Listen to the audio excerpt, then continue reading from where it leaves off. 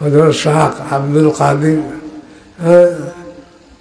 কাদের জিলানী, শাহ আব্দুল কাদের জিলানী রহমতুল্লাহ আলাইহি ওকা রহমতুল্লাহ আলাইহি পিরানে পীর বড় পীর সামলাই।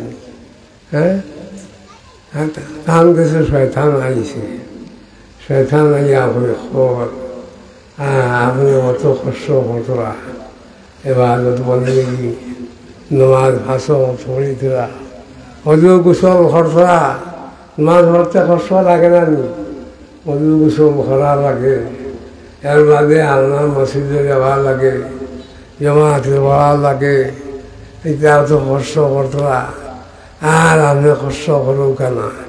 আপনার লাগে পেনশন দেওয়া হইল, সরকার ইবলিশে হয় কি পেনশন দিলা? এবার তার পেনশন আসেনি? চাকরি দুনিয়ার চাকরি নকরির কিতা আছে, পেনশন আছে। ব্যবসা মিলব, কম টাকা মিলব, এবার আপনার পেনশন নাই।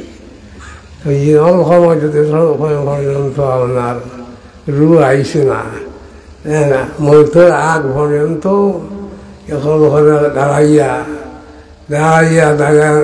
না ভাইলে বসিয়া না ভাইলে শুইয়া নামাজ ভর্তি হইব, না করে ইশারা করিয়া ভর্তি হইব। আপনার মত পর্যন্ত আপনার আমার আল্লাহ ঘর ঘরে দিয়েছেন নামাজ, রোজা, হজ, যাকাত কয়দিন হইয়া বাদ দিতাম না। আব্দুল কাদের জিলানী রহমতুল্লাহ আলাইহি গেছে শয়তান ইবলিসে খবর, আপনার পেনশন দিলাম। আমি বললাম, যা খবিস ইবলিস, আমি তোরা সিনিয়র।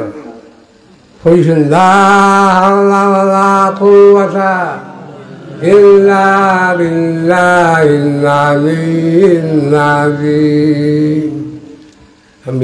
মিলাই গেছি লা হাওলা, তার বছর জলের আর মিলে গেছে গিয়া।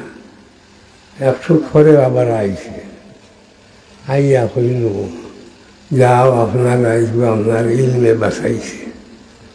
হ্যাঁ, আমার দুঃখটা কি বাঁচিস, তোমার ইলমে তোমার বাঁচাইছে।